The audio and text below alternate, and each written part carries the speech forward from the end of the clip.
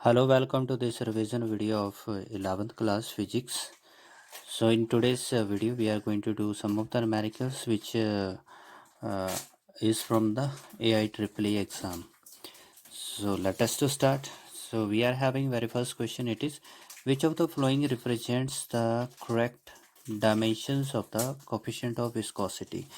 तो जो हमारे पास कोफिशिएंट ऑफ विस्कोसिटी है उसका कौन सा करेक्ट डायमेंशन है? तो first student we should to learn coefficient of viscosity. तो जो हमारे पास विस्कस फोर्स होती है तो लिक्विड के अंदर वो फोर्स जो जिसकी वजह से लिक्विड क्या करता है, फ्रिक्शन प्रोवाइड करता है। ठीक है, तो दैट इज विस्कस फोर्स।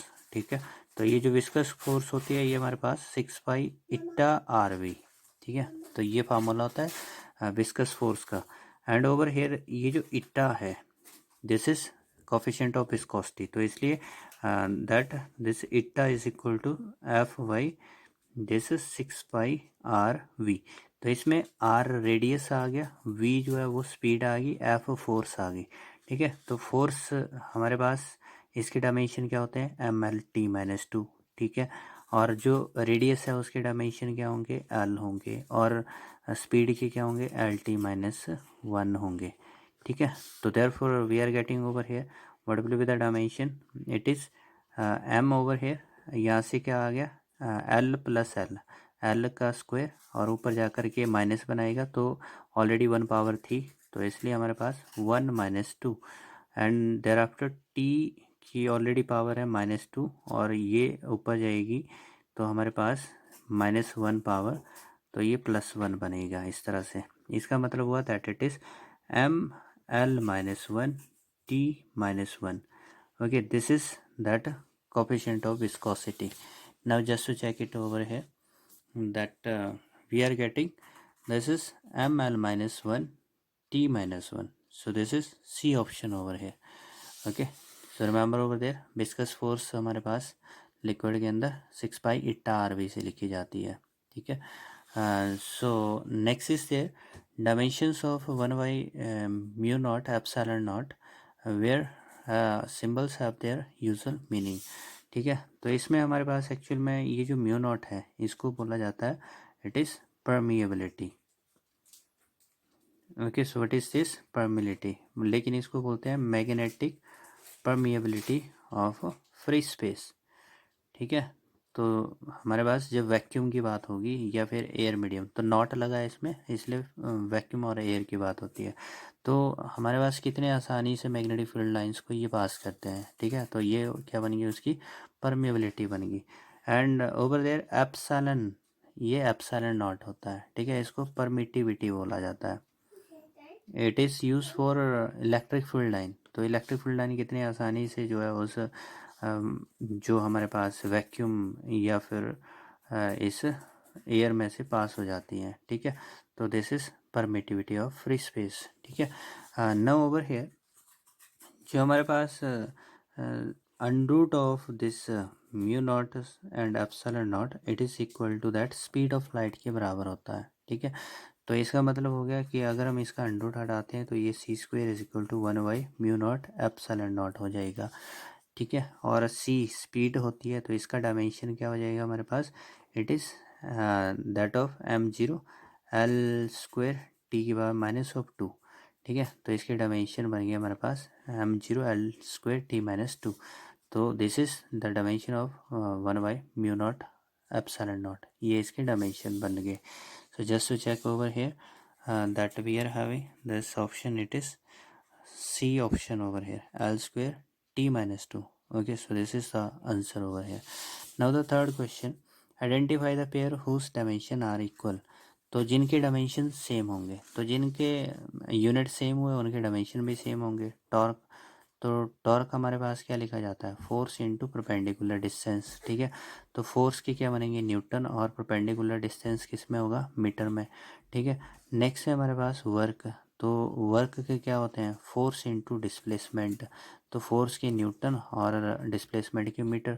तो इसका मतलब दोनों के यूनिट सेम हुए तो डायमेंशन भी क्या हो जाएंगे, सेम हो जाएंगे। तो that means this is our right answer, identify the pair. तो इसलिए हमने आइडेंटिफाई किया जो पेयर है वो torque and work, this are the a pair which is having the same dimension of formula. Now next is out of the following pair which the one does not have identical dimension, किसका dimension identical नहीं है, ठीक है।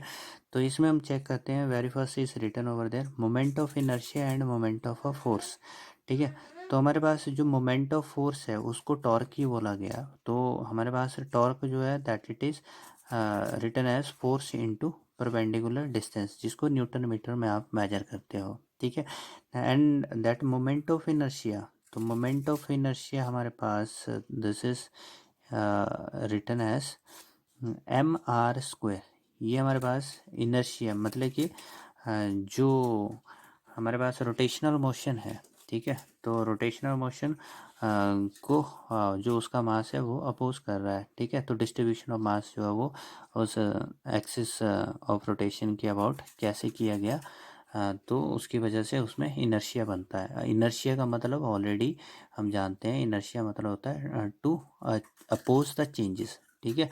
जो changes हैं उनको oppose करना, तो इसलिए ये एम आर स्क्वायर से निकाला जाता है। एम मतलब कि मास, तो मास को किलोग्राम में निकालते हैं, और आर जो है वो डिस्टेंस है फ्रॉम एक्सिस ऑफ रोटेशन, तो इसलिए ये डिस्टेंस जो है वो मीटर का स्क्वायर।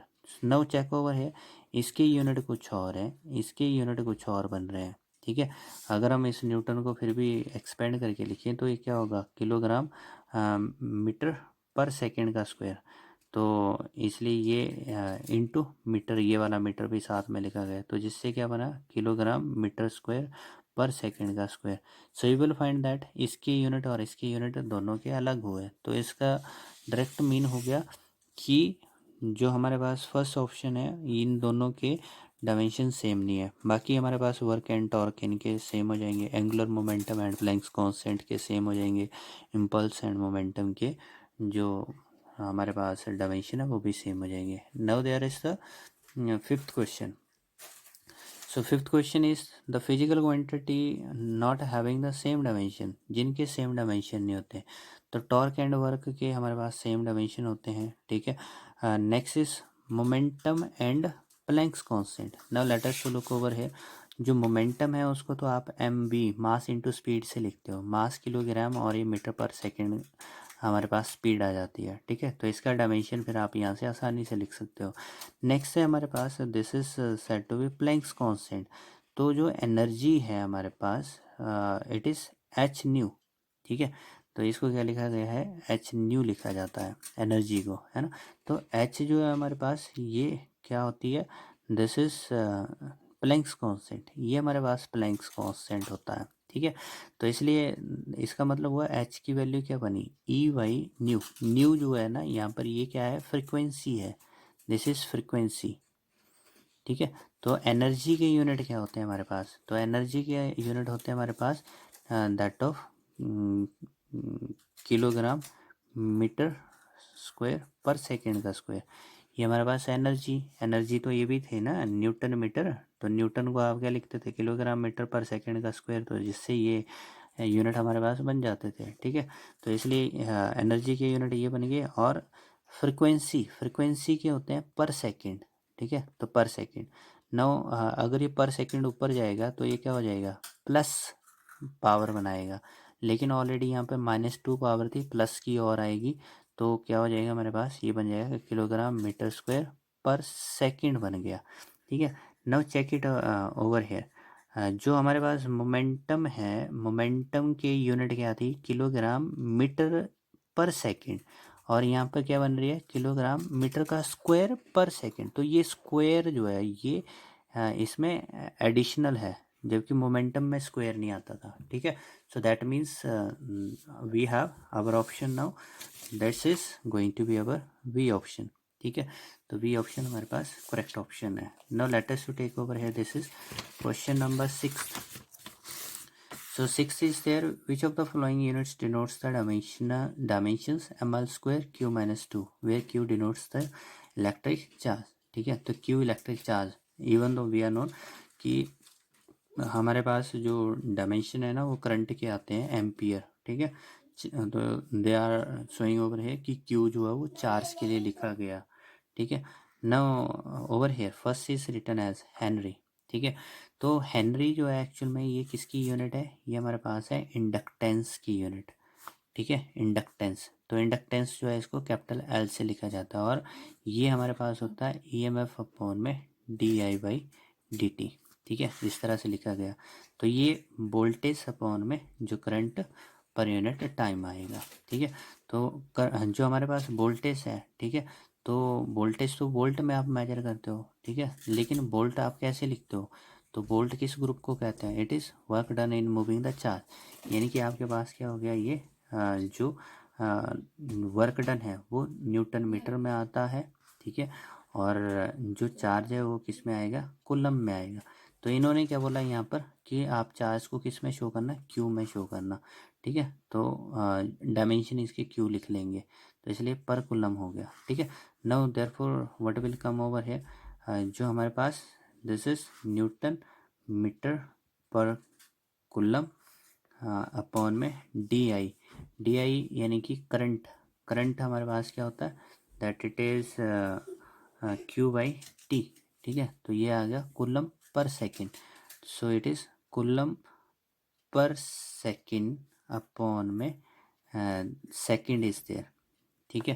तो ये बन जाएगा नाउ देयरफॉर ये हमारे पास जब इसको हम नीचे ले जाएंगे तो पावर प्लस करेगा, तो therefore it is over here now newton को भी एक्सपेंड करेंगे, किलोग्राम मीटर पर सेकेंड का square into metre into coulomb, और ये जो कूलम है ये भी ऊपर जाएगा, तो इसलिए पावर क्या हो जाएगी, -2 हो जाएगी, और ये हमारे पास सेकेंड का स्क्वायर हो जाएगा ऊपर आके, तो इसलिए ये चीज़ कैंसिल हुई आपस में। So we are getting over here it is kilogram metre square into coulomb का स्क्वायर, ठीक है। नाउ ओवर हेयर किलोग्राम का डायमेंशन क्या होता है, मास, इसका डायमेंशन क्या होगा, एल का स्क्वायर, और इन्होंने बोला जो कूलम है वो किसके लिए यूज़ किया जाता है, चार्ज के लिए, तो चार्ज को इन्होंने लिखा क्यू से, ठीक है। तो क्यू की power -2, now just to check over there, ये क्या बना एम एल स्क्वायर क्यू -2, और ये भी क्या बना M L square Q -2। So that means over है कि ये जो हेनरी है, तो हेनरी का डायमेंशन क्या बने एम एल स्क्वायर क्यू -2 बन जाते हैं, ठीक है। Now the next is there that of the dimensions of magnetic field in ML T and C are given as, तो जो मैग्नेटिक फील्ड है उसके डायमेंशन क्या होंगे, so in 10th standard we did over there, अगर एक current carrying wire को हम मैग्नेटिक फील्ड में रखते थे तो उसके ऊपर एक फोर्स लगती थी, वो लिखी जाती थी कितना करंट उस वायर में से जा रहा है, उसकी लेंथ कितनी है, और कितनी मैग्नेटिक फील्ड के अंदर उसको रखा गया, तो इसलिए आई एल बी होता था, तो इसलिए बी बन गया हमारे पास that it is F upon में आई एल, ठीक है। तो हमारे पास इसके डायमेंशन क्या बने, एम एल T-2 फोर्स के, और करंट के डायमेंशन क्या होते हैं, एम्पियर, ठीक है। चेक इट आउट ओवर है, इनको आंसर किस में चाहिए, so they are looking their answer in coulomb, ठीक है। सो दैट मीन्स आपको इसको हटा करके क्या करना पड़ेगा, कूलम पर सेकंड करंट को लिखना पड़ेगा, ठीक है, और जो लेंथ है वो किस में होगी, ये मीटर के अंदर होगी, ठीक है।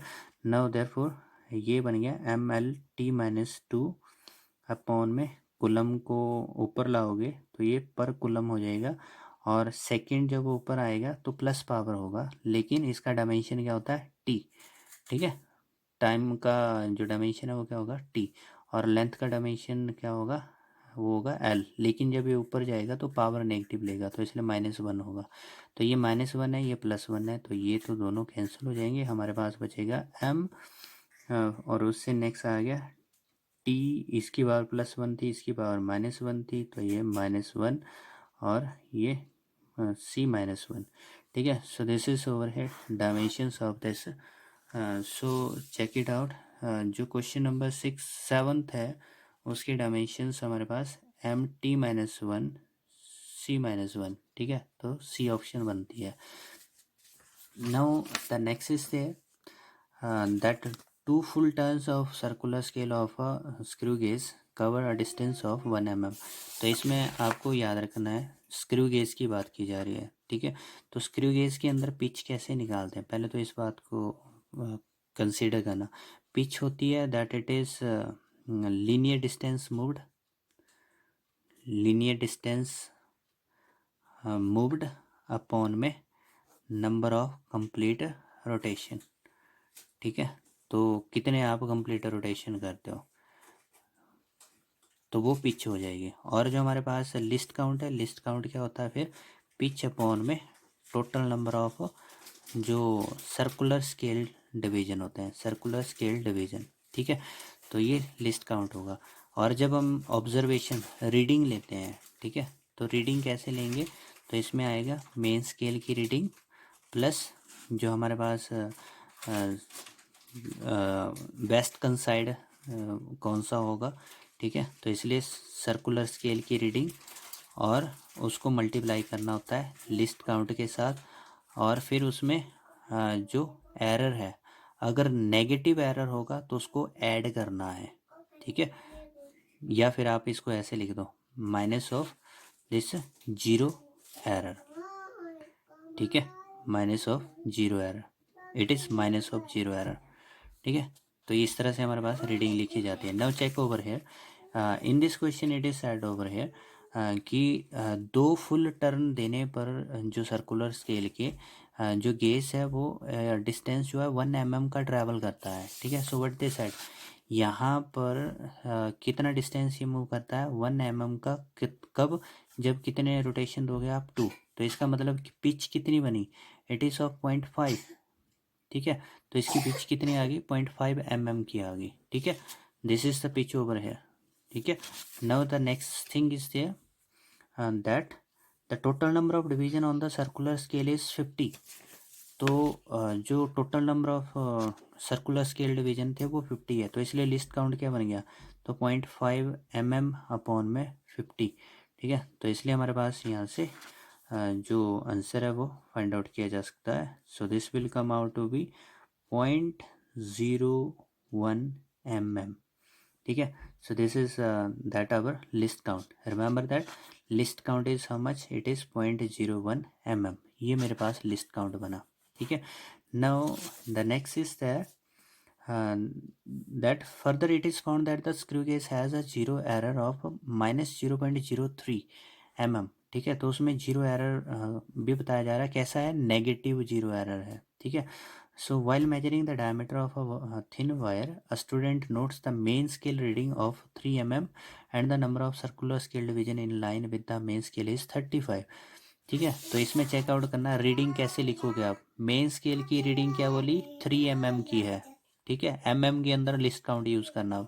सर्कुलर स्केल की रीडिंग कितनी बोली इसने 35 और इनटू लिस्ट काउंट आ गया 0.01 mm के अंदर यूज़ करना है क्योंकि मेन स्केल रीडिंग भी mm में है, ठीक है। Next is minus zero error जो है वो कितना है, minus of they are writing it is 0.03, ठीक है, ये है, ठीक है।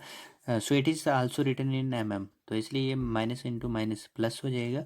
So thus we are getting over here it is 3 plus ये दोनों मल्टीप्लाई करेंगे तो 0.35 प्लस ऑफ 0.03, ठीक है। So thus in turn we get that it is 3 point add करके 38 mm, okay. So thus we get that this is our answer over here, D option is that 3.38 mm, okay. So this is answer of that question number 8. Okay, now over here this ninth question, in an experiment the angles are required to be measured using an instrument 29 division of the main scale exactly coincide with the 30 divisions of the vernier scale, ठीक है। तो जो हमारे पास main scale है उसके 29 division जो है वो 30 डिवीजन ऑफ वर्नियर स्केल से मैच करते हैं। If the smallest division of the main scale is half a degree then the least count of the instrument, तो जो लिस्ट काउंट है उस इंस्ट्रूमेंट का वो कितना होगा, ठीक है, अगर एक मेन स्केल जो है वो हाफ डिग्री का होता है, ठीक है। So now look over here, जो हमारे पास लिस्ट काउंट, ठीक है, तो लिस्ट काउंट कैसे निकाला जाता है, तो लिस्ट काउंट होता है that it is 1 main scale division minus 1 vernier scale division. ठीक है, now it is given to us कि एक मेन 29 मेन स्केल डिवीजन जो है हमारे पास वो 30 वर्नियर स्केल डिवीजन के बराबर है। ठीक है, so that means what is the measurement of one main scale division. तो एक मेन स्केल डिवीजन जो है वो हमारे पास कितना बन गया, this is going to be that of 20, but do over here one thing, take it this as one vernier scale division, so this will be equal to 29 by 30 main scale division। ठीक है, so therefore list count क्या हो जाएगा, one main scale division minus one vernier scale division. तो vernier scale division को main scale में show करना है, so it is 29 by 30 of main scale division. Therefore, taking the LCM 30 minus 29 by 30 of main scale division. This is going to be 1 by 30 main scale division. Okay. Now, this is the list count. But given to us, what thing is given? That one main scale division equal to half degree. So put it over there. Then list count is equal to 0.5 degree by and this is 30। ठीक है, तो therefore half degree means to say that it is 1 by 30 into 1 by 2। Okay, तो half degree का मतलब 1 by 2 हो गया, so it is 1 by 60 degree and which is equal to 1 minute. तो ये 1 मिनट के बराबर हुआ। So thus we get over here, this is 1 minute. Thank you for watching the video.